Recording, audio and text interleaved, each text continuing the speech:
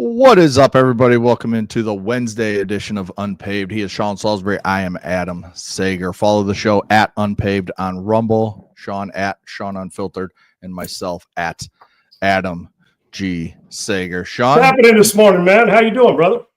Good. Had to take my daughter to the ortho. She got her braces off, so it's been a productive morning so far, but no football. Nothing big happened yesterday after our show football-wise. Great baseball game last night, at least a great pitching performance by Yamamoto of the Dodgers. And like we were talking before the show started, two road teams go into away venues and leave up 2-0. And the Dodgers over the Brewers and the Mariners over the Blue Jays. Starting to look like we know who's in this World Series coming up. And it's going to be two West Coast teams, which you never know how MLB feels about that with the times and everything. It's just so different. But I think the two best teams are right now leading their series, in my opinion. Yeah, Segs, I don't disagree with you at all on this one. And, I'm trying to remember, I can't, and just off the top of my head, the last time two road AL and LCS in the AL in this championship series, the step before the World Series, went on the road and won two and was headed home. Yeah, I'm talking about we both did it at the same time. Both do it, yeah. And so and then the truth of it, when you look at it, think where the Mariners had to come from, because the truth of the two best teams all year long were Toronto and Milwaukee in the A. Right. When I say best, consistent. Regular, right? That withstood it, ups and downs, anything. They kind of stayed the course, right? They were able to calm the sea no matter what. And then you talk about, the lightning rod that is the Dodgers and all the money they spend, the reigning World Series champions, and just a phenomenal group of players, and have about 7 guys in a lineup that can carry you for a while. And then the pitching staffs, and then the questions in bullpen with the Dodgers, and they got it right because they got the right guy at the back end. Like we had said a week and a half to 2 weeks ago, Segs, or maybe it was a week ago when he first went in there. Yep. And they may have found him. And I'm talking about moving forward as well, Segs. And so when you take a look at how they both weathered it against a hell of a Milwaukee team and a hell of a Toronto team, but to go on the road and do that, well, while I know that it's not over till the series is over, you're going to have to do a hell of a lot to take care of your business and return the favor and try to even the series if you can. And it's 2-3-2 now, I think, the way we worked it out, right, Segs, for the travel purposes. So you're going to try to steal 2 to give yourself a chance to get back to your building. But the pitching, Dodgers starting pitching in the postseason has done a hell of a job. And then the Seattle Mariners, Segs, being in and living in a city that has been dominated by the Astros in that division for a while now. Sans 2 years ago when the World Series was won by Boch's team in Texas. But winning divisions and constantly being in a chance to get to a World Series with 3 different managers and 3 different GMs. And then all the injuries this year, how could they overcome it? And remember, there was a point in time when the Mariners were, 7.5 to 8 out, 6, I think, maybe even pushing 9 games. And then they make a couple trades at the trade deadline to add power to their lineup. Their pitching going in was supposed to be the strength, and it has been. We knew that from top to bottom. And then they added the one element that they needed, and that was the ability to destroy you with the long ball. And they've done it. And, they are really, really – they're going to be a tough out. It's obvious. And like I said, momentum, confidence – momentum's game to game for me, confidence, series to series. I mean, in-game momentum, game-to-game confidence. Yeah. We don't have to worry about the Dodgers' confidence. And I think the Mariners have proven to themselves along the way, Segs, when they were greatly questioned. And not a lot of people see them on the West Coast during most of the season. They just don't. And to have them sit in this position, the way they're playing, this is not I can't believe it situation with the Mariners. They have done everything to earn this, play defense. The catcher is phenomenal. He's going to win the MVP, I think. At least, I mean, if you're talking about both sides, Segs, even though Judge plays good outfield, the demands on the catcher, and then to play it, again, no pass balls, which we've talked about, his ability to throw people out. It's been impressive to watch this, and it'll be – I'm sure both these like it because it'll be short trips, brother. It'll be short trips for the World Series while they still got work to do. Both of these teams will like that part of it. And Major League Baseball love the Dodgers. They'll be intrigued with the Mariners. I don't know how much they'll love having both West Coast teams because the East Coast is going to shut it off when you get west of the Mississippi or east. Oh, yeah. So, but they don't care about that because in truth, they're both playing quality enough baseball to go in and garner hoisting that trophy. It's been a fun watch, man. And last night Yamamoto was outstanding, and the Dodgers know how to piece teams together, whether it's with money or not. Their scouting department gets players that you just, wow, this guy, and then their versatility to be able to put a guy like Kike Hernandez in the outfield, in the middle infield, third base, DH somebody. Max Muncy can play first, can play third. Betts has played damn near every outfield position, shortstop, second base. I mean, they're able to do, and then you got the fixtures like Freddie Freeman and Ohtani to do their thing. And in truth, Ohtani hasn't even opened up the can of whoop ass we're used to throughout the most of the postseason. Right. I'm talking about leading into this series. And I think Dave Roberts even said, we can't win a World Series without Ohtani picking it up. Right. And he knows that. So it's been good to watch, Segs. I don't know how much you saw Seattle during the regular season, even though you're a baseball nut. I know you watched a lot of it. Yeah. But don't you echo the sentiments of thinking New York and Philly are not, unless you're a diehard baseball guy or gal, you're probably not going to be too tuned in. You and I are diehards. I'm watching the World Series no matter who plays. But there are some that are going to tune out. But like I said, I don't think the Mariners and Dodgers give a rat's ass about that. Yeah, and I mean, just going back to this NLCS, just these two games, the fact that the Brewers have 2 runs on 5 hits, Blake Snell and Yamamoto have just been brilliant. The Dodgers offense has 9 extra base hits, so they have 4 more extra base hits than the Brewers do hits completely in this. Which is a bit shocking, thanks to me. You too? Yeah. I mean, Jackson Chourio hits the home run last night, and the 21-year-old kind of seems like he's been their offense in this postseason. I know Andrew Vaughn's hit a couple home runs, and, that drives me nuts. Andrew Vaughn being a former White Sox who was, I'm not kidding when I say Andrew Vaughn was the worst player in baseball in Chicago during his time. There's not a lot of people will argue that he was the worst just overall hitter, first baseman. Analytics kind of pointed it out, didn't they? Just a bad baseball player. And that's where it's crazy. Some of these just change of scenery, it helps guys so much. And then he went to Milwaukee, played in the minors a few weeks, came up and has just been on a tear. And he hit a couple big home runs against the Cubs. But yeah, this Brewers offense has just gone lifeless against. And it can't. Blake Snell. You can't, especially when the other team, that they're still waiting for another bust out. We know what they bring to the table. I love the Brewers team. I love the manager. I love him, but you just can't go wrong time to go cold. It just is. It's pretty, and it's evident as hell, Sags. You're 100% correct. And I just, getting to that game and Blake Snell, we talk about Skubal, rightfully so. Mm-hmm. We talk about Crochet with 2 guys that were dominant in the postseason, were outstanding. I think Blake Snell said in a loud message, don't forget this left-hander. Yeah. I got a couple Cy Youngs to prove it. And also, I'm still pumping it at 97, 98. I can get up to 99, even 100 if necessary. And then he's got, a couple other wicked pitches, and he is applying it. And there's a postseason moxie about him that he's seen it enough from Tampa and all the way through, Segs. This feels like home for him. Now, I'm not even talking about the Dodgers. I'm talking about firmly planting his ass in postseason baseball and saying, you got stuff to do. And then you couple that with Yamamoto's performance and what they're going to get now at the back end of the bullpen. The Brewers resilient, but it's going to be a real difficult task. And they made it more difficult by bats going cold in this series. And it's not like you can be like, oh, Brewers, okay, you got through Snell, you got through Yamamoto. Now you can kind of take – no, here's Shohei Ohtani starting game 3 for you. So, I mean, who's able to go out and do exactly what Blake Snell, do exactly what Yamamoto did. And it's just it's tough. And you get to play at their best. Georgia, Alabama, and LSU during their national title years, back to back, and think it's going to, by the time you get to the third one, you're so damn exhausted. It's like, and the third one, in truth, if he was just doing this and fully right and worked and it stretched out and been he might be better than all of them. That's the crazy thing about it. So, and I know, Isaiah says here, Blake Snell's salary this year is more than all the Brewers pitching combined, that there's levels to this. Yes. But this is baseball. Still got pitch. This is how it's always been. This is the Dodgers are going to spend. If you want to win a World Series at some point in the NL, you're going to have to beat the Dodgers most of the time.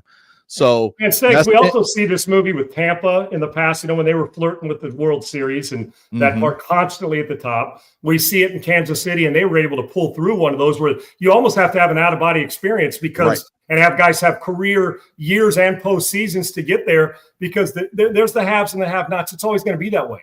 There are the markets, and that's why it's even a bigger tribute to teams like Milwaukee, teams like Kansas City, those teams the fact that they can hang around, Segs, and when I say hang around, be competitive and push for a chance to win, and in some cases win one, considering that 3 people on the Dodgers payroll will be making more than damn near the whole payroll of the Milwaukee Brewers. But you are exactly right. This is the way it is. Certain you're going to go through the Yankees most of the time. You're going to have to get through teams like that. You're going to have to get through Philly, through the Dodgers. It just works. Every now and again, a small market team will do it, but you know what you're up against going in, Segs. Right. And that's just, and when people say they're buying a title, yeah, and guess who else is buying a title? NIL now.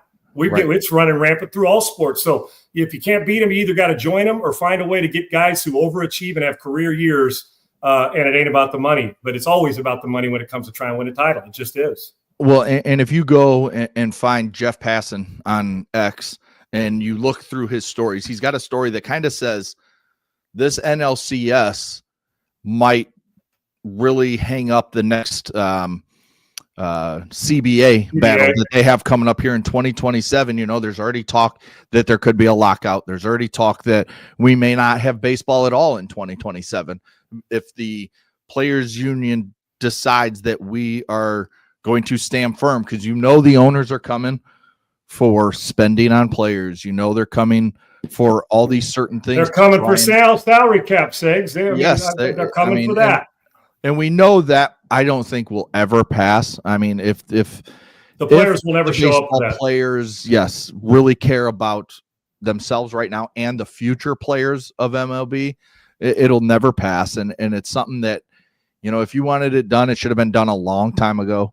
But with the salaries where they are now, why would the players ever say yes?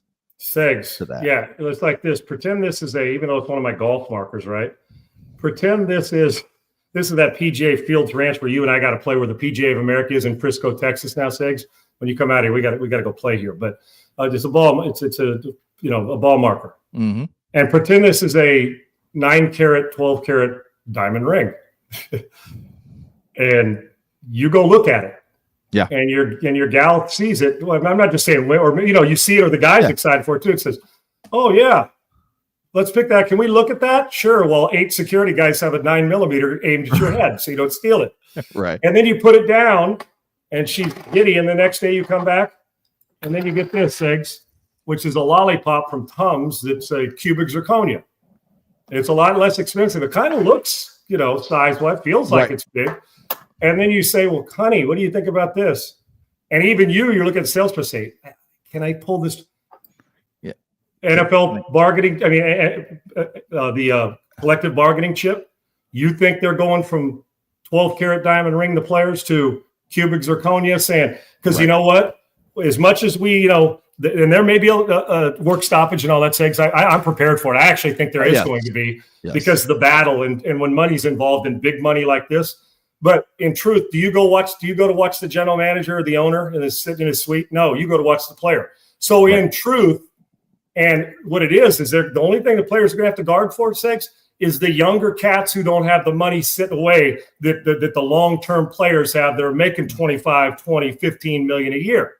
Now you say, well, if they're making $1 million a year, you shouldn't have to worry about them. But it's sports. Money gets spent. Taxes kick in. Right. But the point is, how long can you withstand this? Because billionaires' money, that's their advantage. They're billionaires. They can withstand you a long time. But if you're going to give in, there'd be a lot of other things to give in on, because once you give that back to the owners, you are hosed, brother. Mm-hmm. You ain't ever getting free. Basically, this free enterprise system in baseball is what it is, because the players don't care if you go over the threshold of the tax threshold right now. The owners do. The players do care if you put a salary cap on them, say, man, I'm worth this, but I'm getting this. That's not happening. So they've got to know in those meetings, and I've been in those NFL-wise segs where you go in and guys are bantering back and forth. What are you willing to give? And there's going to be a different thought for the second year guy, Segs, that even if he has got like a guy like Pete Crow Armstrong, right? Mm-hmm. Who's got a $40 million a year or more future, it would seem, right? But he's not there yet. He's making, according to baseball standards, like chump change now, right? And you look at that and you're thinking, well, how is he going to be thinking? Because he gets a say in it too, just like all the players do in a vote in it. So where's it going to be? Are you willing to withstand that, knowing what the end game is? Because if you're Freddie Freeman or those guys, you're all of a sudden thinking, yeah, I want to make a legacy for the young guys, leave a legacy. But you're also thinking, I'm getting near the tail end of my career. Don't put a salary cap on the money I'm getting now. You know what I'm saying, Seg? So that CBA, it's tough. But the players, if they give that away, the billionaires can hold out longer, but we go to watch the players. So they do hold that card. Well, and let me ask you this, as a former player, if you were a quarterback that was making, let's say, Patrick Mahomes money now, or you're making a lot of money back in your day, 10 million, whatever it was, and a CBA comes up and it's like, all right, guys, we're gonna ride this one out. We're gonna sit out, but you're 34. You're Freddie Freeman. You've got a contract that's paying you $37 million this year. And now it's like, okay, now these guys that are 26, 27, 28 that are making close to what I'm making, they all want to sit out, but they also all have maybe 10 years left in baseball of making huge money if they do it right and sit out. Whereas if Freddie Freeman or whoever is at the end of their career taking a year off, you don't get paid. So it's kind of, I still want to make guaranteed. Yeah, you don't get guaranteed money when there's a work stoppage. All that guarantee goes away. You get it when you get cut, but Segs, with that, and I figured you were probably going to go down that rabbit hole, and it's a good one. I'm just going to tell you, even if you're the nicest, best guy in the world that's made a lot of money, you're thinking, this is my last contract. This is my last 3-year go-round. While I love the younger guy, Segs, the one thing I learned in NFLPA meetings with all the great guys and all the guys who wanted, do you know what they don't think for the most part? They think in this: money, my future, then my future, my family, then legacy for the young guys. I'm just telling you, that's how they think. Right. And it's not a bad thing. I get it. But when I'm in there, the last thing guys are thinking about is, do I the rookie making $750,000? And they're thinking about how much more can I gather in and get, even if you got a lot. When people say, when's enough? Well, for the person getting it, it's never enough. Right. It just never is. Like, whatever. They're rarely willing to sacrifice theirs to make sure the young guys 20 years from now, their grandkids' age, get theirs, right? When 20 years later. So, and it's not, I mean, well, you may think it's selfish, but that's the world we live in. The CEO ain't giving up money so you get money. He's still taking his friggin' bonus. It's the way it works. So that's the way it works. That's why there is a pecking order in life. But with that, Sigs, so the older guys, regardless of what they tell you, and it could be a tremendous guy like Freddie Freeman, that may sacrifice a little bit. It's not going to cut into their bottom line. I'm just telling you. Right. Because they don't, and what else they don't think about, Sigs, is, well, insurance 15 years from now. Or they just don't, Cobra will last 3 years. You want to go check your Cobra out, how much that costs. That's a small fortune in its own self for people when their insurance runs out. Now, I'm one of those guys that thinks every player should have insurance the rest of their careers if they've played 3 or 4 or 5 years, and in my sport especially for what it does.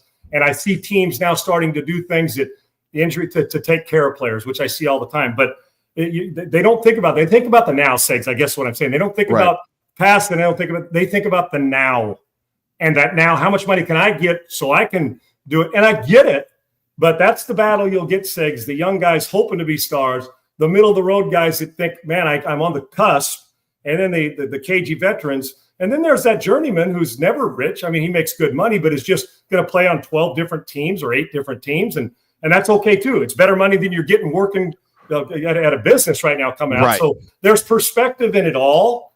What I don't want to hear is when a guy says, I made $250 million. I still got to feed my family. Just leave that out of your conversation, because then we all look like you're a friggin' dumbass. Okay, save it. But it's going to be, and it says everybody thinks that the players will all be on the same page behind those doors. They're not going to be. Right. They're just not going to. Now, most of them will, but you're going to get the one who says, the guy who's a forward thinker and says, well, wait, what about this? But I get the player's point. And then the billionaires are just going to say, dude, this is a hobby for us. I can hold out as long as your ass thinks you can hold out. But what the danger is, then you lose the fan because they don't have a seat at the table. They never do. Their seat at the table is the beer just went up $3 and you're paying for it or somebody else will. And the ticket's going up. They don't have a seat at the table and they never will. And that's the most important seat for the fans. I mean, for the players to make sure outside the thing, because when that goes away, then you start fire sale and the rest of it. So as a player, I'm battling. As an owner and a fan, I think the players probably overpaid, but I'm all for it. I'm not in their wallet. This is what the system's created. But you can't go from 12-karat diamond ring, perfect cut, Segs, and head back to cubic zirconia because no player in his right mind. That's when you do think about the future player. You think about, no. We're not doing this because the billionaires already control 90% of the money in the world anyway. So you don't get to do that. So I can just tell you this. If you're smart, prepare to get your golf game right. Not you, but any of us, because a work stoppage is around the corner.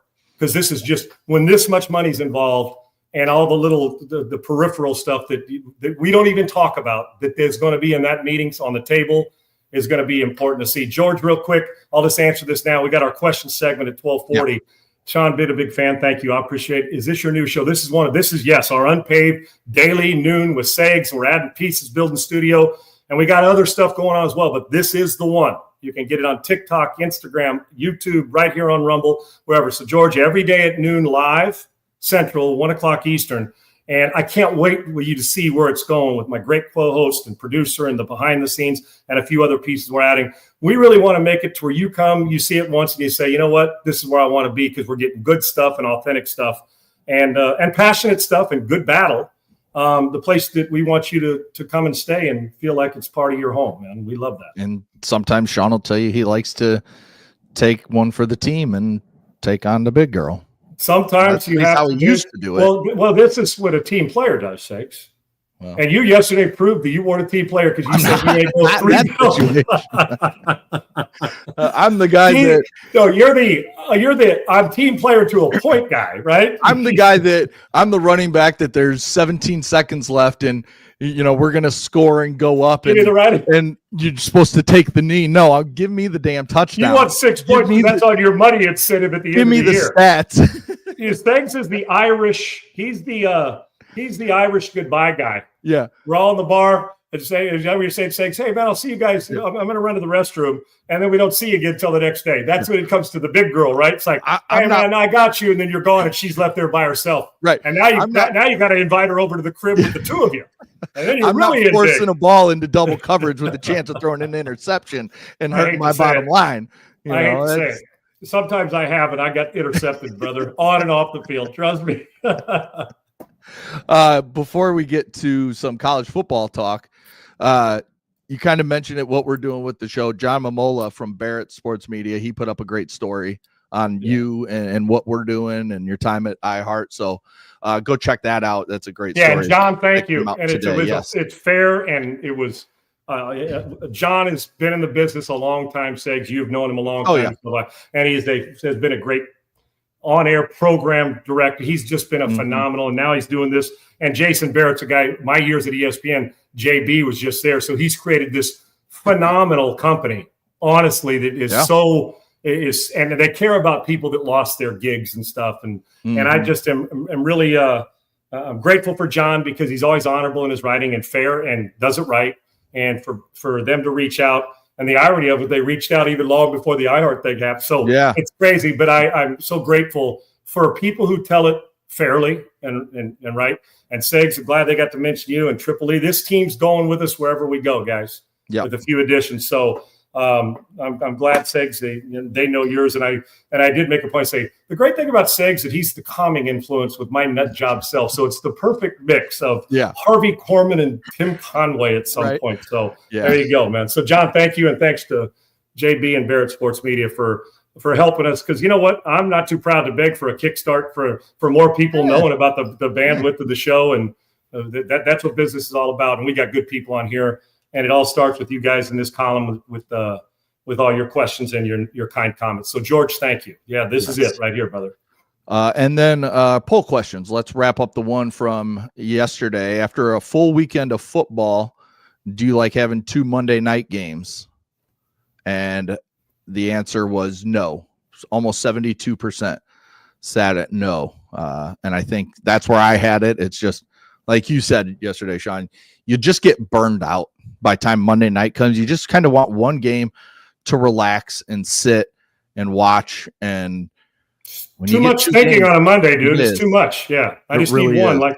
And it's the players, they deserve that one game. That was the special moment, man. They deserve to have one game where all their peers and buddies are watching. Oh, man, I didn't get to see it. Normally, it was like, yeah, I saw you on Monday night. 30 other teams were watching.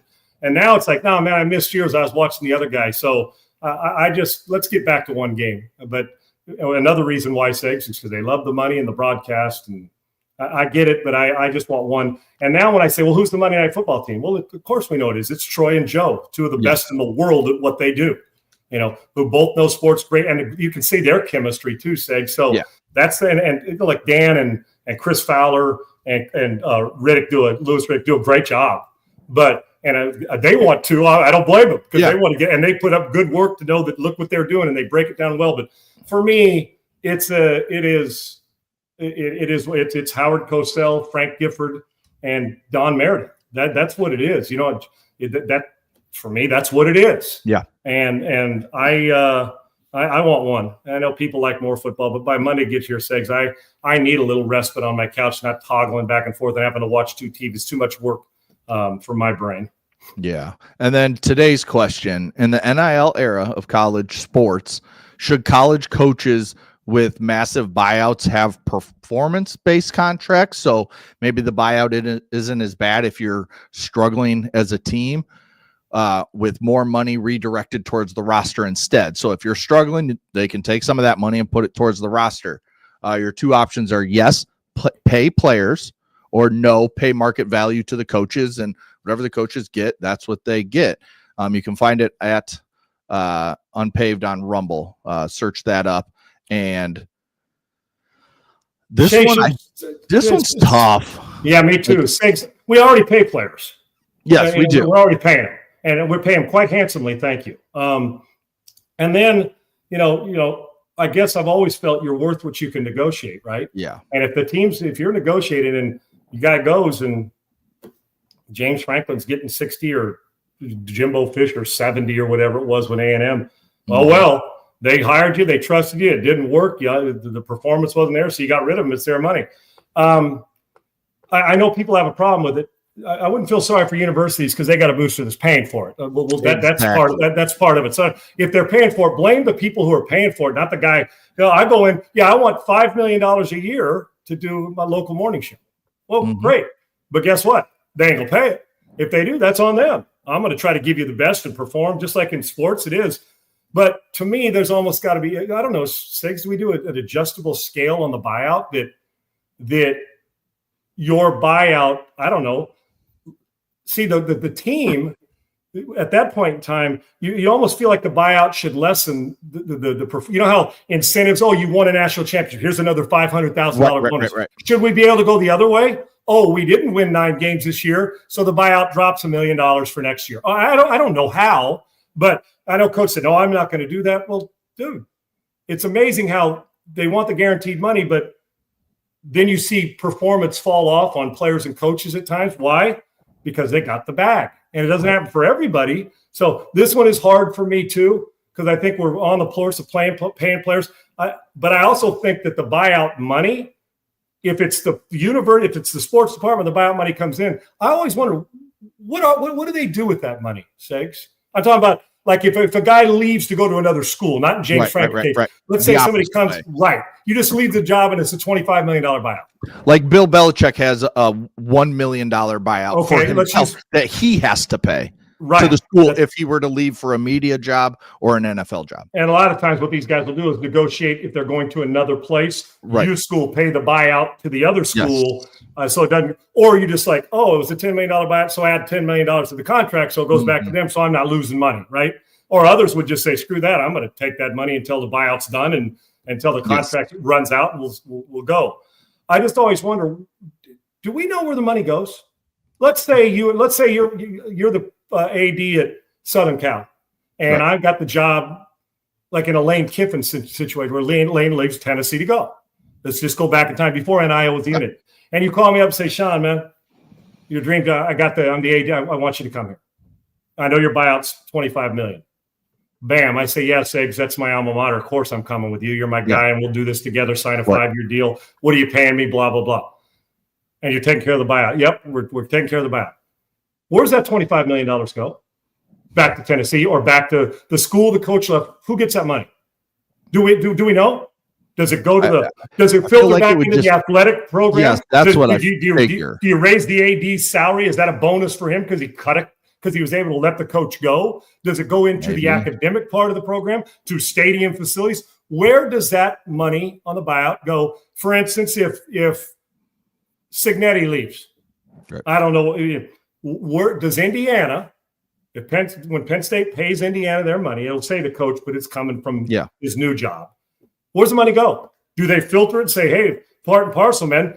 Because here's the only part for the players that I'd understand why people would tell players. I was recruited to coach to play for you, and now you're bailing on me.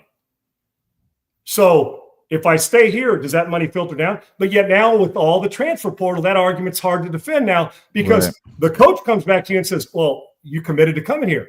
Well, I'm not starting, so I'm leaving. You pay. I'm going to get paid somewhere else. So now we're going down a two-way street, unlike it used to be, where the players. So there's so many friggin' layers to this. And to that poll question, I initially say you're worth what you can negotiate. Start. Mm-hmm.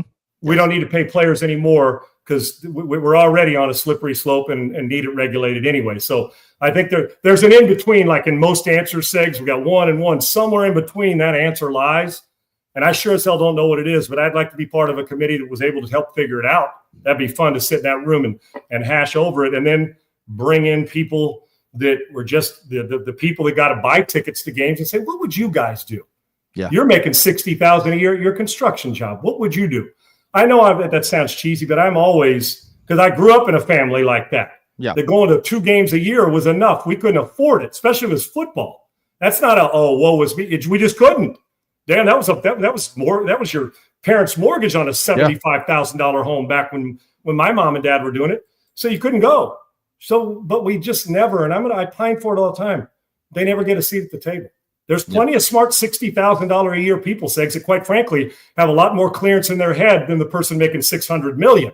Okay, right. Because that's skewed a little bit. So I don't know. There's things to do, but whatever you do, put together the committee that knows how to figure it out, because we're in for one hell of a run with NIL and the transfer portal, and as we mentioned, collective bargaining when it comes to Major League Baseball, and it all follows one path: dollars and cents, nothing else.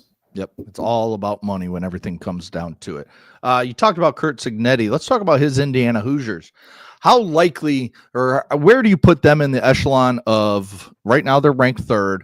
Fernando Mendoza's playing great football. The fact that he's, I saw a mock draft from one of the big ESPN guys today, had him going number 1. So got everything. He can move. He's got an arm. He's smart. 6'5", 225, big body. He's performing in a tough conference. Yeah. Yes. He's completing over 70% of his passes, not turning the ball over. I think he's only got 2 picks on the year, almost 20 touchdown passes. But when you look at this Indiana team, do you think, okay, there's Miami and Ohio State. Is it the next tier down? Is there another tier? And then you get to Indiana. Where do you put them on an actual national championship contender level right now? Segs, and I love this direction. And Mendoza, I first started watching him early, and then I've watched more of him and more of him and more of him, and actually watching him double time, because I'm like, this dude may be a Sunday, not just a Sunday player, but a high-time Sunday player. And I love his size, but I also love the fact that he's not just some big stiff that can't make plays outside the pocket too, like some of us were. Yeah. I was asked this question on a show this morning, Segs. I was a guest, and but it wasn't about this, but it applies. And so I'm gonna put the question they asked me to you, and it applies to this, so I can give you the answer, so we both get an answer. He said, you got 250. He said, first off, who are the best 2 teams or best 3 teams in the league, Sean? In the NFL, he said. Mm-hmm. My buddy Carmichael Dave. You know Dave. Yeah. Right? He on his show. And he said, I said, well, for my money consistently, and it wasn't on your bingo card, it's the Colts and the Tampa Bay Buccaneers. if you're really looking at, but Right. the Chiefs are looming. We got to put it this way. It's, I look at golf leaderboard where it's the two guys at the top and then 7 tied and 7 under par, right, in round 3 on moving day. That's where we are in the NFL. No great teams, some really good ones, and 2 or 3 that are playing pretty damn consistent football, right? And you brought out the great point yesterday of while we were all, slobbering over Buffalo the first 4 weeks, they beat a bad Baltimore team, the Saints, the Dolphins, and the Jets. Stop the slobber, okay? Even though, because I know what it goes with, because I'd slobber. It's Josh Allen. We're all slobbering over that, how good he is. But he said $250,000, Sean. Okay, you took the Colts to Tampa today. Would you bet that $250,000 and you had to bet it on, are those 2 in the Super Bowl? And my answer was, as much as I love him and I'm pulling for him, and Baker's the MVP, you'd probably say no. You'd think more blue blood. Kansas City's going to come. You think because we're still treading on who is Daniel Jones really this guy? And is Tampa good enough outside of Baker with all the wide receiver injuries? Can they sustain it? Right. And it's unfair to those 2 teams because they are playing like it, but we would hesitate. And it goes to your question now, Segs, of where does Indiana fit in all this?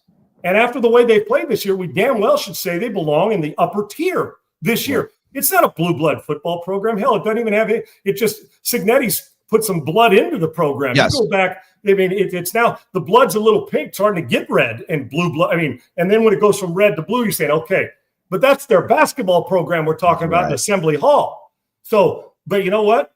He doesn't care about blue blood. What good coaches care about is how we're going to make it where it looks like it, to where you show up to our building. They're doing everything a good football team needs, Segs. They're playing physical. They've got great ingenuity and great creativity in the way they go about their business, a good coaching staff, and a dynamic head coach, and a quarterback. Pretty good start, right? Yes. Now, if you were asking me this and they were doing it in a small conference, Segs, and, I'm not dogging the Big 12. The Big 12 doesn't have the teams right now that Texas Tech. Let's say Texas Tech or Indiana. They belong in the same verbiage. They just do. So if it was one of those, you'd say, yeah, I believe in him. But would you take $250,000 and bet it that Indiana is going to be in the national title game? And 99% of people would say no unless you're a Hoosier alum. Why? Because we want to see more of it. Well, last year was pretty good. And I'll tell you what leaves a sour taste in people's mouth. The way they got beat in the playoff last year. Yep. That bothers people. And it shouldn't, because this is a new year. Because 5 years ago, Indiana was just, they're good for an upset when Penix is there, but they're not very good, right? And now what he's done, but it's a new regime. So, Segs, I got to get out of my way. I watched them play and beat good teams. I've watched them play better than LSU. I've watched them play better than Georgia. I'm not saying head-to-head, but I'm talking about just the body of work. Why not? They're better than Florida State. They're better than Florida just by performance this year. Yeah. So I'm just saying LSU. Yeah, damn right.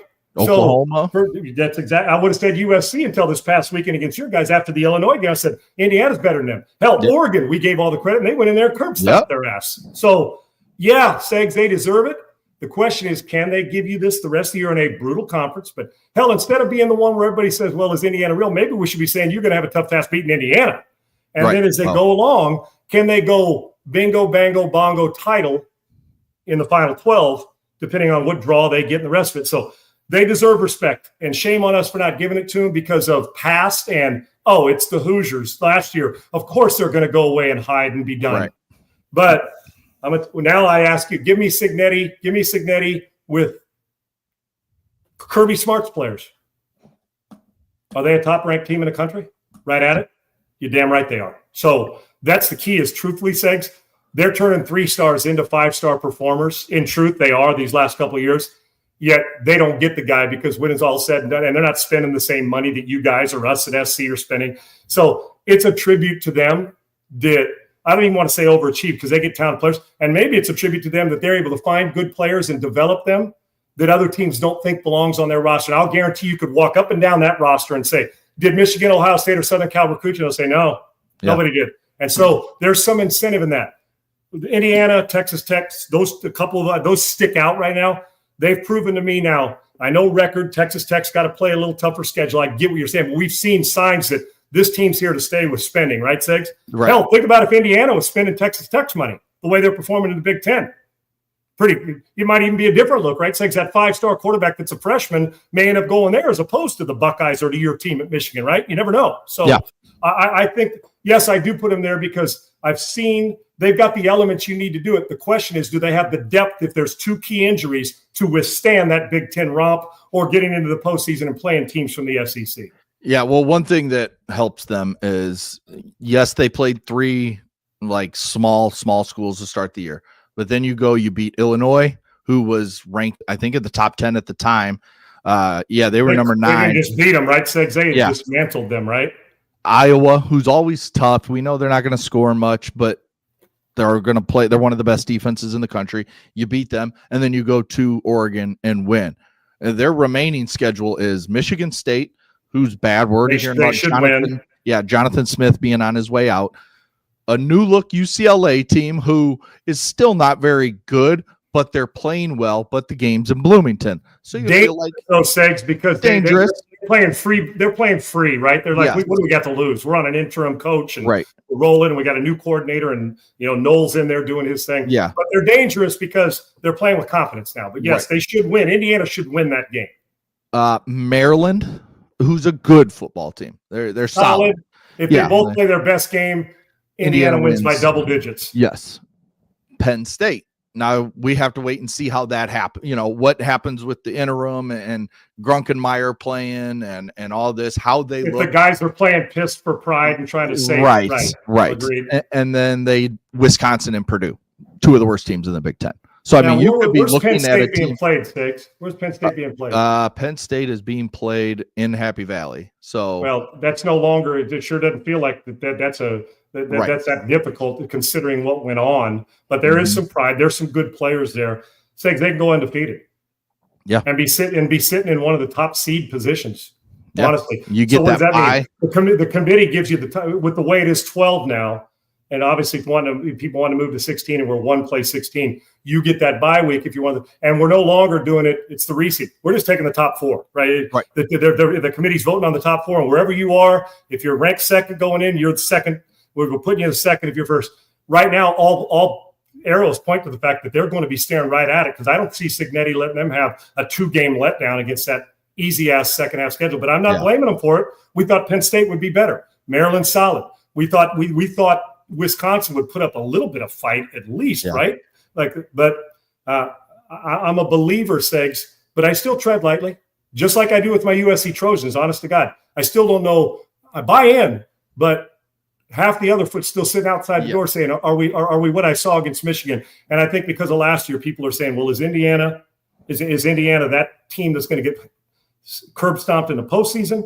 Or are they different again this year? And that helped them become a better team. I love the coach. Love the coach. About this time is when we'll start taking questions from Twitter or X, whatever you want to call it, our comment section here on Rumble.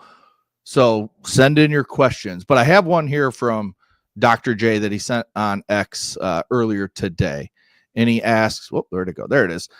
We hear all the time that there's a shortage of franchise quarterbacks. And we're seeing it again this year with all the guys who were Nussmeier, Klubnik, Aller, all these guys that were supposed to be great.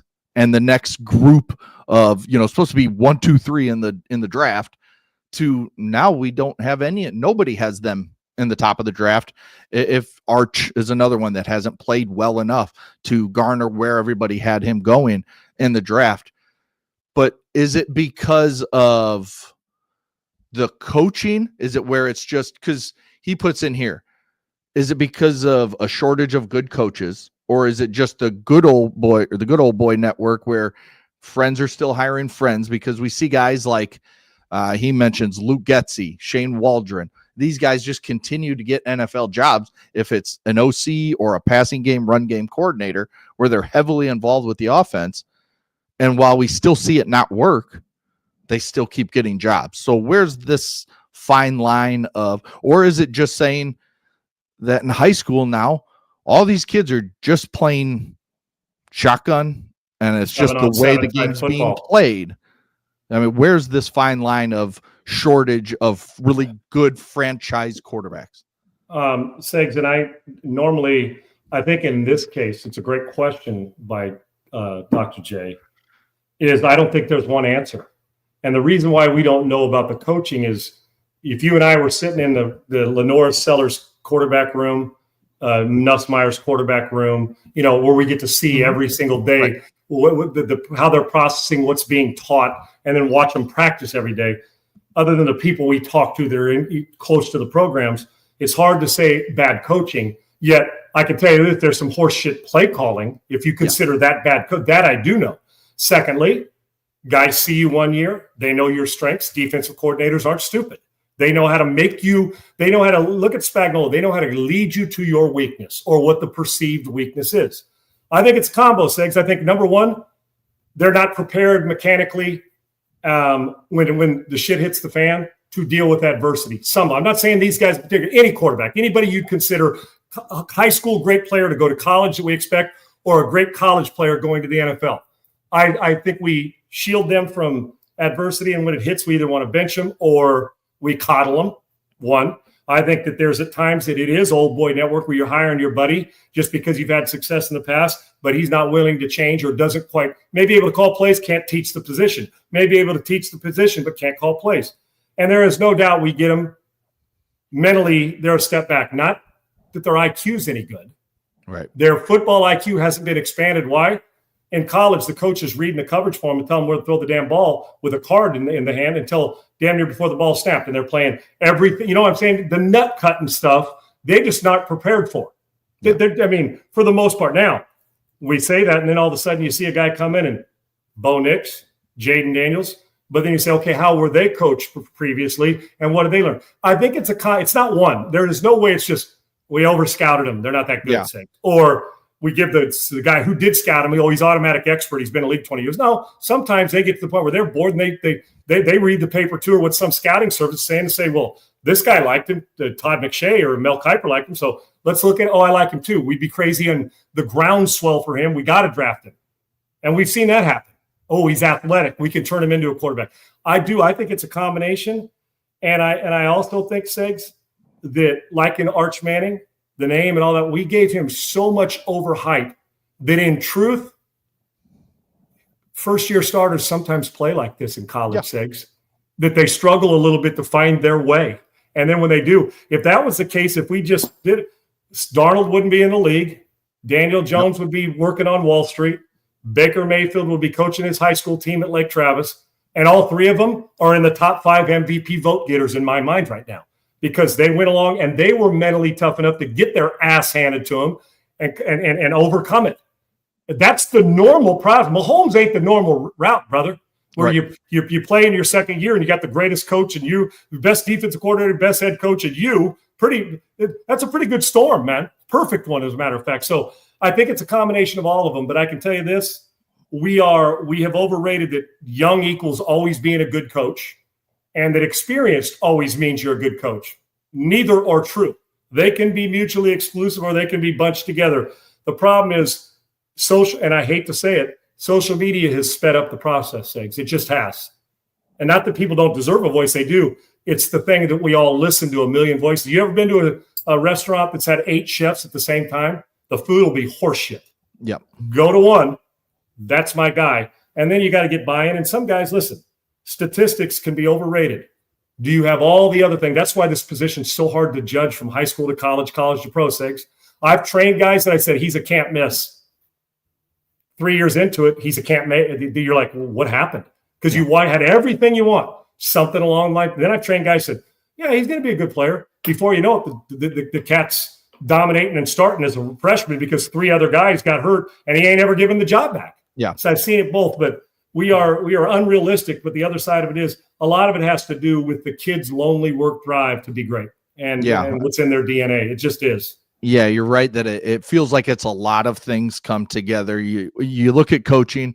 It's these guys like, I mean, I talked about it, I don't know, 2-3 weeks ago with Shane Waldron, what he's done to big time wide receivers. And we see Jackson Smith-Njigba as maybe the best wide receiver what he's this year. Roma Dunze has a touchdown catch or should have a touchdown catch in every game this season. And now Brian Thomas, who did get a touchdown catch last weekend, but still hasn't been used. Travis Hunter isn't being used like he should be. And it's these guys, these type of coaches that think they know more than everybody else and they don't have to change their system. These guys have to buy into them 100% instead of being 50-50. Look at Greg Roman. Yeah. He took Lamar Jackson, changed his game. Greg Roman changed his mentality on quarterback and fit the offense to Lamar Jackson.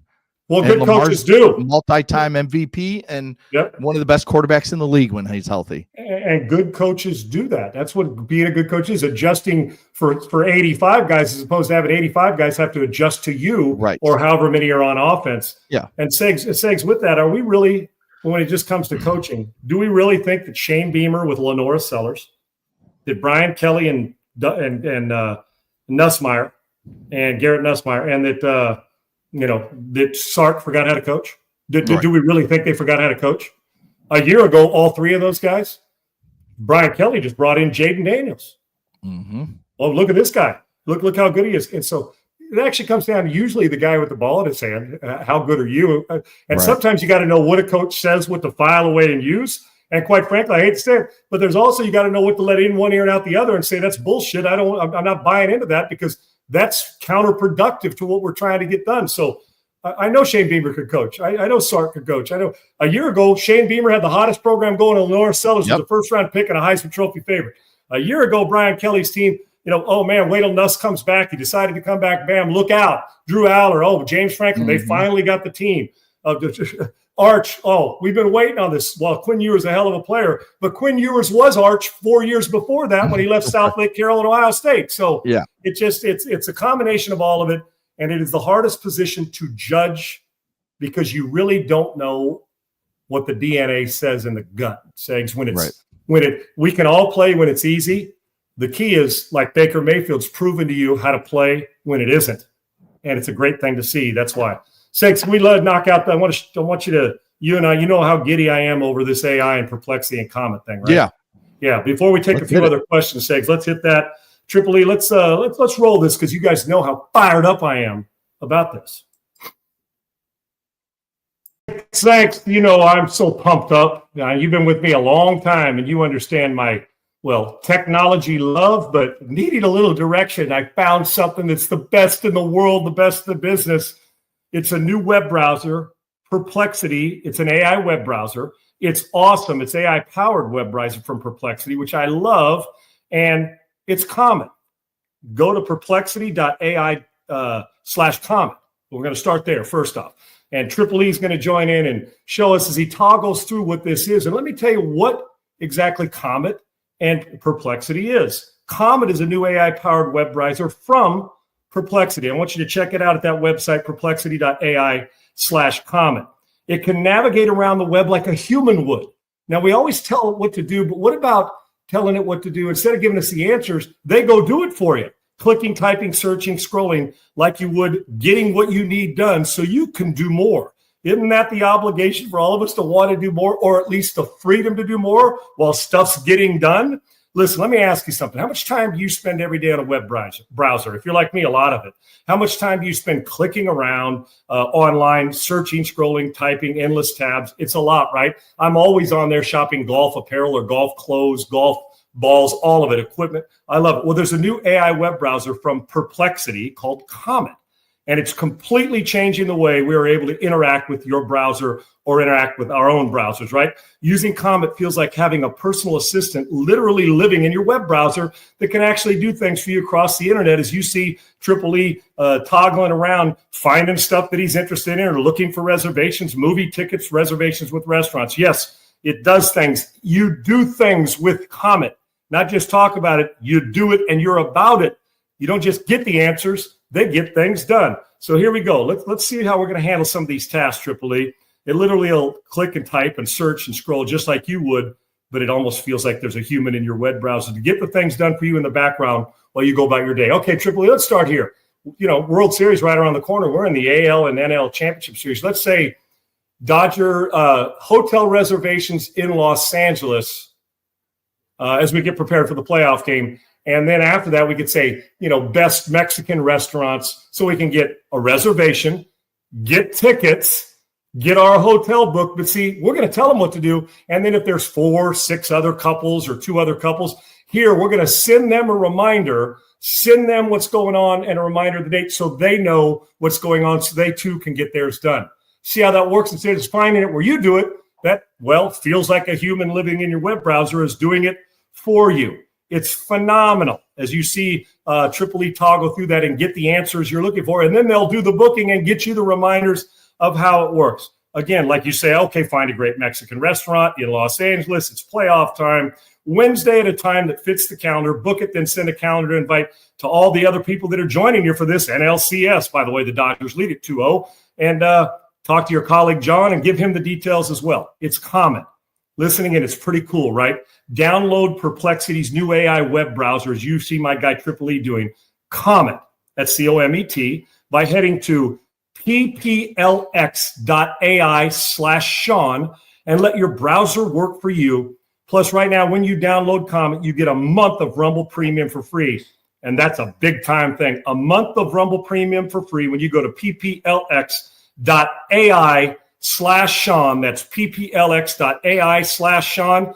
It's the Comet web browser. It's changing the way we do business because it frees you up to do a lot of other things. It's the web browser. It's Perplexity AI, and it's Comet. Again, hit that website link and go in there and do what well is freeing you up to do all the other things you want. This is a game changer and a needle mover.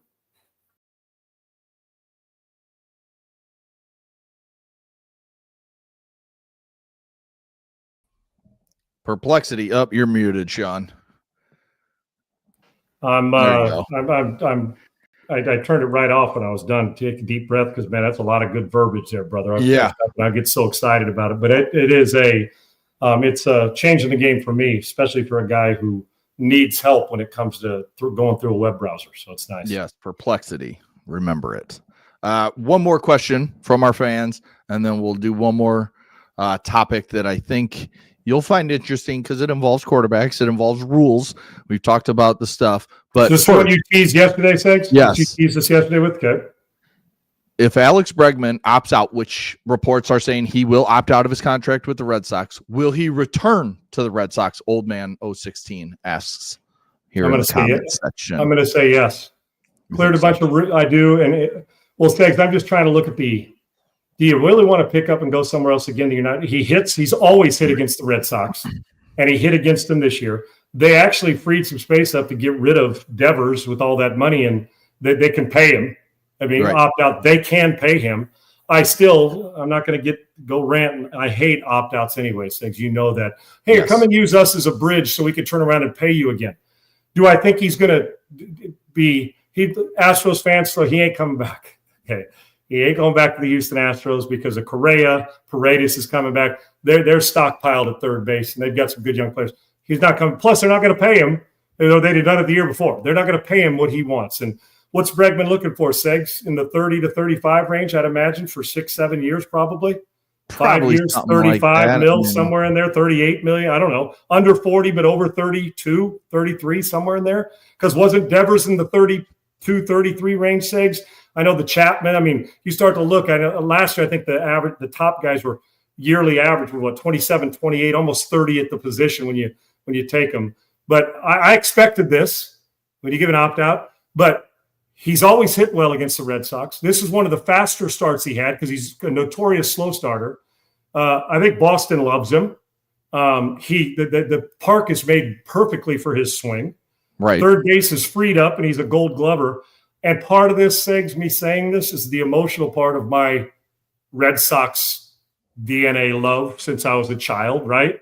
So I'm hoping so. But now if somebody comes, if the Dodgers come and blow him out of the water, guess where Alex Bregman's going?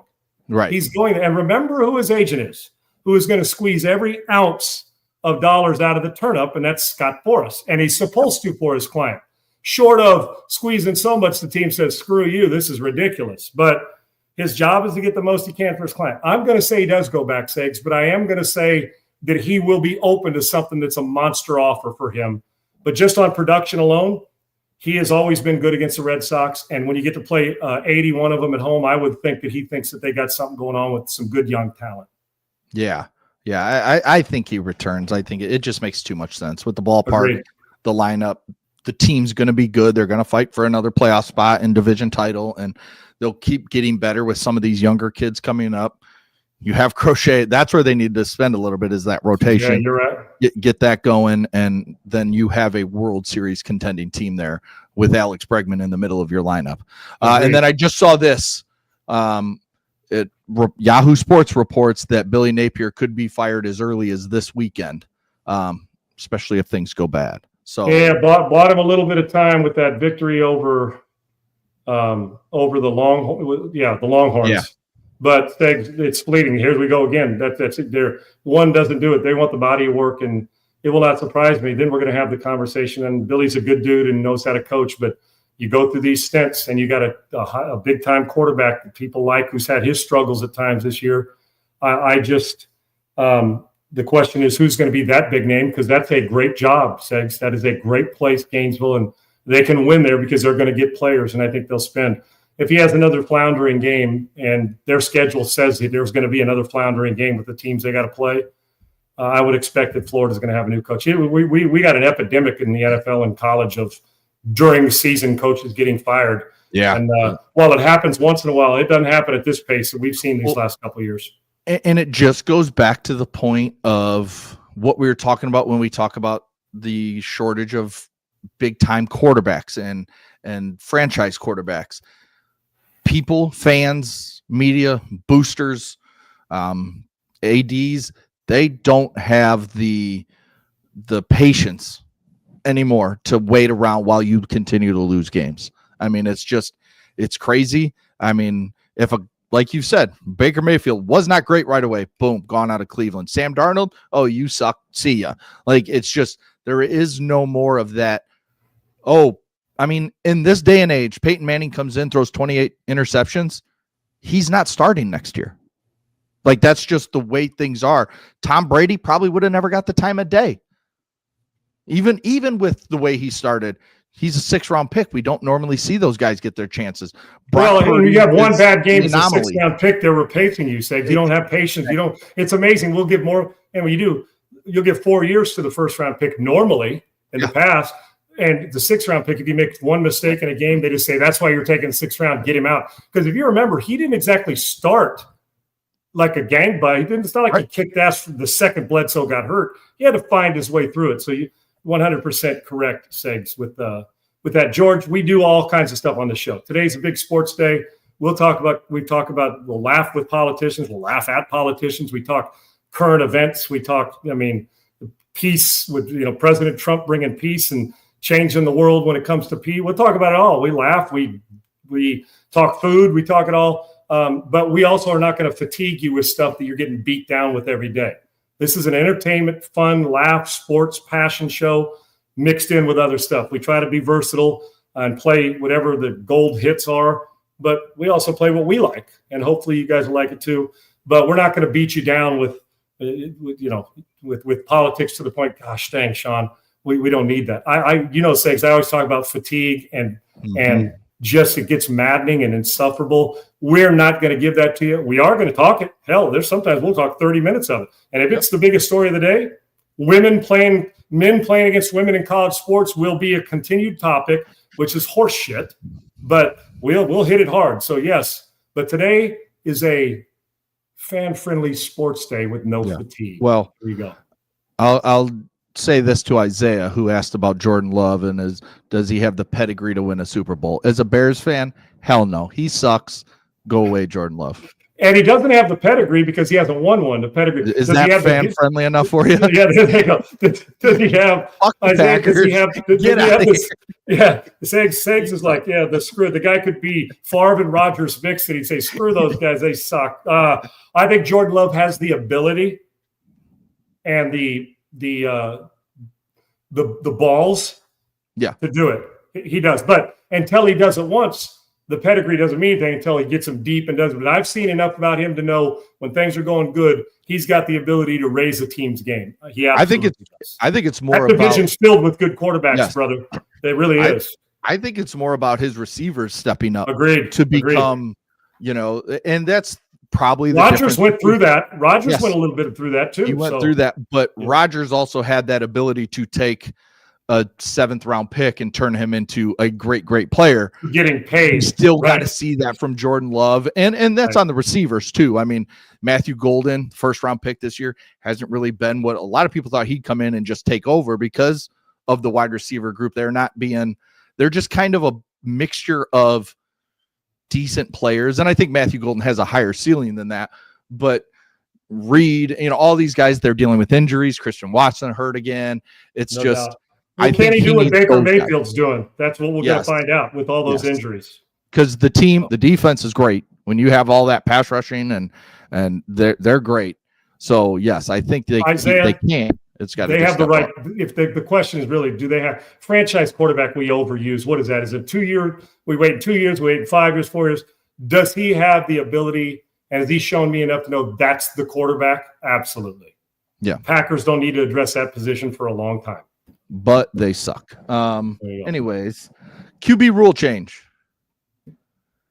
I sat and I watched the Bears game, and we saw early in the game, Montez Sweat got a roughing the passer penalty because his hand came down and kind of landed on his face mask and visor, and then just kind of like pushed through a little bit, and he just turned his head.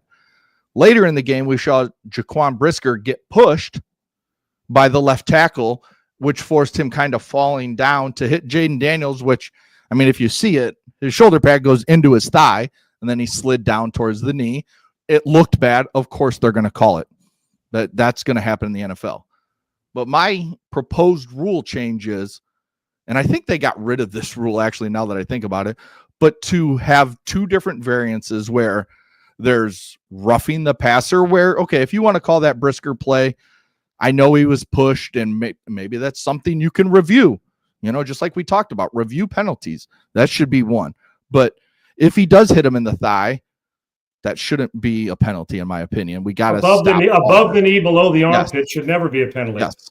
But okay, the Montez Sweat one where you come down, he didn't like smack through his head. He just kind of placed it on his head as he was coming down and maybe pushed a little bit. I want a roughing the passer, and I don't know, whatever you want to call it, running into the passer. How it's just a 5-yard penalty that's not an automatic first down. And maybe that's where it's egregious. Like we have didn't we do that with the punter? Now we've changed it. It's just automatically roughing. Yeah, it used to be running into was 5 yards, roughing was 15, automatic first down. Right. So now they got rid of that where it's always roughing. Yeah, you can kind of hit the punter now if it's very softly. It's intent. Yeah, it's intent. Exactly. And the Montez Sweat thing. Listen, if it just happens like that momentum, I mean, that can't be a penalty. I'm sorry. If it's 5. It's because that was a big 3rd down early in the game to get off the field. And if that's only 5 yards, it's still 4th down and we go on. He didn't inflict any pain on the quarterback. It did not disrupt the throw. I'm talking about the after now. His presence big up like that did. But you're coming down, your hand unfortunately landed. It didn't have anything to do with the outcome of the play. His initial pressure did, but not the hit. That should not be a penalty. That's such a pussy move. I can't stand it. And if you're Jaden Daniels, you'll take a penalty. You're like, no quarterback thinks that's a penalty, dude. None. Now, talk to those guys. None of them do. Matter of fact, in your rules committee, set the quarterbacks in there and let them help you decide, because most of them will err on the side of quit pussifying this so much. Let's play some football, because I'm tired of listening to the guys calling us pussies because you guys screwed up the rule. Right. And now quarterbacks start looking for a simple one. But Segs, I'm okay. The intent part of it, and if you're blocked into a quarterback and you hit him in a spot that you're not supposed to hit him, that's not on you. That should be treated just like you getting blocked into the punter or getting blocked into the fair catch. Okay. Why? I mean, that guy's career is just as valuable as the quarterback's. I know people at home may not think so, but to him, his career is, right? Taking a roughing, there's got to be intent involved, and there's got to be just the natural progression of a play. You go up, at some point you're in midair, your arms are going to come down. And if they happen to hit and rub across that did not disrupt the quarterback's throw or impede his ability to throw the football or get him hurt. Now, if all of a sudden you hit him upside the head, he falls back, hits his head on the turf. Okay, there's got to be some it's simply saying you're looking for a common sense rule. And they don't have it when it comes to the quarterback.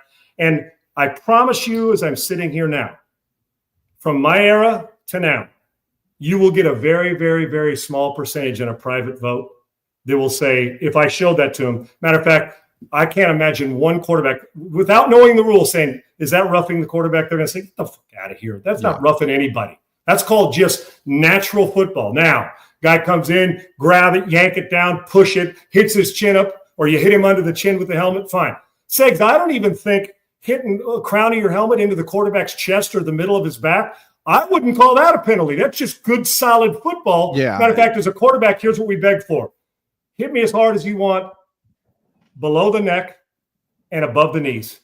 Hit me as hard as you want, dude. As a matter of fact, I appreciate it when you drive into me where there's padding, like the upper part of my shoulder pads in the back, or down near the hamstrings, where just that area. Well, you know what it is? It's the strike zone. Yeah, just go to the little league strike zone and let us go play football. And most quarterbacks would agree, because none of us like the label, even though the rules set up to the play. There's plenty of tough guys playing the position right now.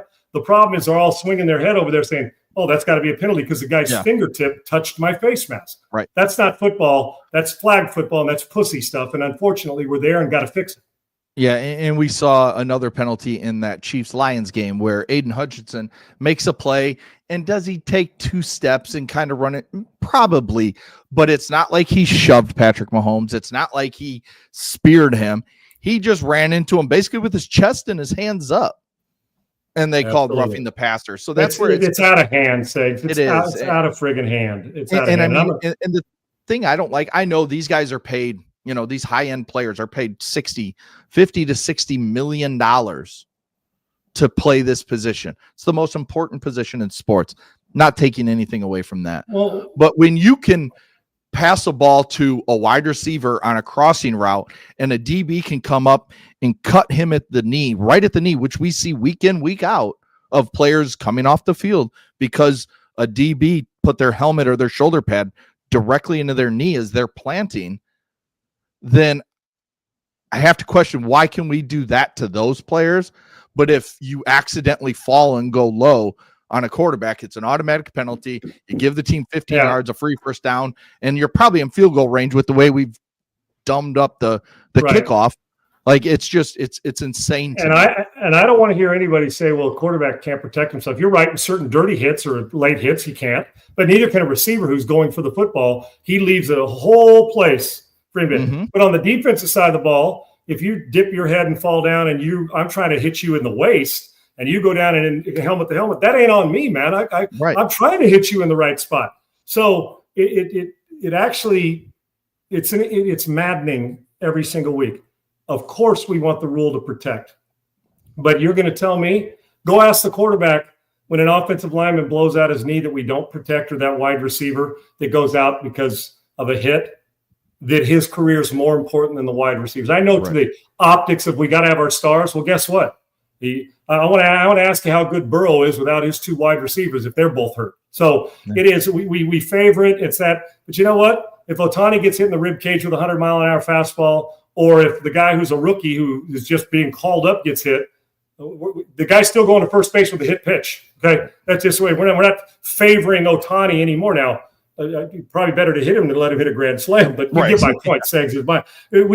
We have got to protect the integrity of football while protecting the health of all players. Yes. But football is a violent sport. Guys are going to get hurt. It's going to be violent. Yes. Injuries are going to happen. The intent is, if I hit you in the spot, violent hits that are legal should not be penalized. Right. Violent hits that aren't should be. If you keep it to that, it becomes really an easy game to understand, and then it becomes real football. Again, Segs, I got an answer from my guy Brody, who is familiar with the coaches and buyouts. Mm-hmm. He said the money goes, when a buyout, where's that money go? When the buyout comes back and you want the money back, the money goes to the new coach's contract, the one they're going to bring in, or the buyout. And on the other side, he said, but the money stays with the football operations balance sheet. So if it leaves the program on the balance sheet, it comes back in on the same balance sheet. They don't distribute it anywhere else across the university. And that's makes sense. And that makes sense. It would go to the next coach, just them paying, Well, you're robbing Peter to pay Paul. It's not commingling, but you're moving funds to pay funds that are legal along the normal balance sheet. And that's where it should go. Yeah, and the reason you're putting in that buyout, that if a coach were to leave, they have to pay, or the school that he's going to has to pay, that is because you're losing a coach that's under contract. Like Right. it's so there's just a lot of layers to that. And Fertitta at Houston. Remember when Tom Herman came in? Yeah. He was tired. He left to Texas. He was tired. He's one of those guys that said, I'm tired of you guys. This is not a bridge program anymore. So, these buyouts have increased because you don't want him to leave. But the problem is, if the dude is struggling, then the school's hosed because you're like, oh gosh, we got to pay this. And Penn State, I assure you, as is Texas A&M, even though they got the money, 25 or 50 some million, it's 50 some million. Yeah, that'll hurt. I don't care if it's Elon Musk's balance sheet. You still feel 50 million on your balance sheet, brother. And the bottom line. And we did find out that James Franklin has to be out there actively searching for a job, if it's in as coaching, if it's in the media, just because, and it's a clause in his contract that he has to be actively searching for said job, whichever that is, because whatever he's paid, let's say he's paid, ESPN pays him $1 million to come in and do the rest of the season. Well, that's $1 million off of what Penn State has to pay him out of his buyout. So that would be, that's to prevent the double dip, right? Yes, right, career. Right. Although it's an argue, say I'm not coaching, so you owe me this. You fired me. Yeah, you fired me, and this is a TV contract. I ain't coaching at ESPN. I'm talking on sports. If they want to pay me $1 million, that's just a bonus. You still owe me my $55 million or whatever it is. I get the argument there too. If he goes to an Amazon warehouse and makes $25 an hour, does that come off his 60 million or whatever it is? Think of that conversation. Well, James, you're in breach of your contract. You didn't report to us. You were making $25 loading Amazon trucks to get Christmas gifts to. Not that there's anything, not that that's not a good job. We need those guys, but yes, when you make a $55 million buyout, it's like, yeah, because those jobs were my pops, driving the truck or being the construction guy. But it's like, James, you owe us $34,000 for what? That Christmas job you got? Picked up some hours of that. You were delivering. You were protecting the porch pies from stealing people's gifts when you were delivering them from Amazon. You made $34,000 in 4 months. That's coming up. What? That's a classic. No, Segs, I doubt that's going to happen, and I doubt James Franklin's going to do it. Although it should not be below anybody. But yeah, I guess that's the way it works. Any job actively seeking, just have your agent call 34 people tomorrow. Yeah. And you cover the actively seeking, no question about it. Do you think he'd take a job as like a bartender at a Chili's there in Happy Valley? Like players walk in to eat, and there's your ex-coach. I want the. You give me that.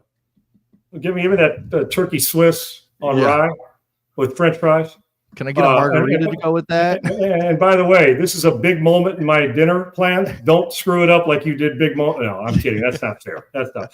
Do I think you're going to see James Franklin looks like every guy you see in an Iowa airport, though, doesn't he? You're walking through. Hey, man, where are you from? I'm from Swickley, Pennsylvania. I'm headed to the Pittsburgh area. He just kind of looks like every guy that's a balding guy with glasses walks the airport. But no, Segs, he's not working at Chili's. Or serving you a Foster's Lager at Outback Steakhouse. Okay, he's not doing that. You don't know that, and not that every guy looks like. I always say this. You and I used to joke about it. Glasses. That middle-aged white dude, or a little older white guy, balding, walking through the airports with khaki pants on, and he's got glasses on. That's you're walking through the Iowa airport. Just that. Oh, that's that guy. I don't know. Could James Franklin fly under the radar, Segs, in a non-college football town? Would allow if he walked through New York City? Well, not New York. Let's say San Diego Airport. Are a lot of people know who he is? People don't know him now. Yeah, exactly. Probably likes it that way too. I would imagine. Real fast before we get out of here, and you and I are those average white. You and I are those average white guys that walk through the airport in Iowa. Exactly. We resemble that remark. No question about it. I have one of my new favorite people in the world now, and that's the Pope. I'm not Catholic. I don't go to church much, but the Pope today was, riding around in his automobile that he stands up in, doesn't have a top or anything, and he's riding around Vatican City. And there's video where someone yells out to him, "Go Cubs," because he's a White Sox fan, which is a whole nother story. Because remember when the Cubs tried to claim that he was a Cubs fan, and they had that it got all dispelled over quickly, stadium. right? Yeah, and then all of a sudden there's video of him at the World Series in 05. But so anyways, this morning, someone yells "Go Cubs" at him, and he turns and just yells back. Nope, he just turns and yells back, "Hey buddy, they lost." That's the Pope of the Catholic Church trolling Cubs fans. Dude, what it really sets, but what it really would set you on your knees, waving and saying, fuck the Cubs. Could you imagine? I got a Pope that'll cuss in public. And right when you said it, Segs, think about this. You just got that Chicago accent. Yeah, exactly. With the good Chicago. And you know what? Chicago's like, hey, man, it's okay. This is the way you're one of us, man. It's cool. Right. Good people cuss. You know, they get passionate about stuff. I mean, you know, he's not walking on water yet, but he's pretty close to the good Lord, I would imagine, as far as knowing what's going on. Good man. I'm thinking you said he's at the 2005 World Series. Do you think he had any? Think about this, Eggs. I know this is weird. We can talk about it another time. But that's 20 years ago. Do you think he had any idea? You know, one day I'm going to be running the Catholic Church. No. Think about that as a U.S. guy, which we don't see. What's it? Only a couple times we've seen it happen. The story. I think he was still in Chicago at that time, and then it was a little bit after that is when he went to Peru to lead the church, the big church in that era. Right. Yeah. But do you think you don't wake up thinking, man, you know, in 20 years I'm gonna be the Pope, man. That's gonna be so awesome. I mean, you know, I don't know why it fascinates me so much, but like after the last Pope died and they do all that stuff where they vote and stuff. That's one of the most intriguing things. Oh, dude! Like I said, I'm not Catholic. My wife's Catholic, but and they're hanging on every second of it. Too, and I understand. I get it. Leading your church, yes. Like, who's the vote? And I looked at it from a betting standpoint this past one, but this dude came out of nowhere. One guy mentioned him. He's like, there is a guy from Chicago. I don't think he'll get it, but I know his name's being mentioned. And then it was not even like made a lot of money on the long shot, didn't you? Yeah. Yeah, right. Boom. Here's this dude from I love Chicago. It. They lost. That's a great line by him. Good for him. So. I love it. Pope don't put up with shit. Yeah, Pope don't play. Socks. Yeah. And good on him. Just because he's a Pope doesn't mean he can't be have fandom. You know what I'm saying? Yeah. Now he can still give some prayers to the Cubs, but you know what? Harder prayers to the White Sox. That's his team. Oh well. Can he just do something about Jerry Reinsdorf for Bulls and Sox fans, because that dude I got to tell you right now, things there may not be an answer to that prayer. Sorry, buddy. Well, there is one, but I'm not going to bring it up. There you go. Because like I said, I'm not a church. Yeah, don't bring that one up, because I don't want lightning to strike you, dude. Yeah, don't put that on anybody. There you go. Good stuff today, man. We appreciate everybody. Yeah, we'll be back tomorrow. I think something we should talk about tomorrow, as long as we don't have any, because there's no big stories going on right now, and something you kind of mentioned in passing when we were talking about Indiana football and stuff is, let's each sit down tomorrow morning, and think about, let's each come up with our 10. We're only limited to 10 blue bloods in college basketball and in college football. You mean to have both of the same program? No, just separate okay, lists. So they stand alone. 10 college blue bloods basketball. Yeah, if you don't think there's 10 blue bloods in college football, then give me your 7 or 6 or whatever it is. Talking about how they're described. Even if they're 0-3, if they've been a blue blood or 0-5, whatever, just 10 college hoops, 10 football. I'm in. So you want both of these? Both of them. Yeah, both of these nuts on your forehead too. We'll do that tomorrow. Got his ass, Triple E. You got him. I had to wait until we had a subject in between the Pope, so I didn't get struck by lightning. Right. Yeah. Wow. I'm calling the Pope. Sin free today. There you go. Yeah, I'm calling the Pope. Sean's already out of it. Sean got out of here. There you go. He's done. He went home. And then we'll talk about the college basketball AP Top 25 came out, I think, yesterday. I know my Wolverines are ranked. Are your Trojans? I'll tell you right now, they're not. We'll talk to you tomorrow, Thanks. Yeah, we'll talk to you tomorrow. Hey, I will say at least they're in the others receiving votes. Yeah, great. Go ahead. Still take. Hey, we're not even out of a week yet to take your ass whooping, okay, on the football field. So you sit there and take that until hoops start. All right, we got to go, guys. There you go. See you tomorrow, man. Good stuff. Thanks, Triple E. Thanks, Laura. Thanks to everybody involved in the show. Keep sending your questions every single day. We'll answer them, and maybe we'll throw dumb questions at each other like we have been the last couple days and see who can rattle who. But we'll be back tomorrow.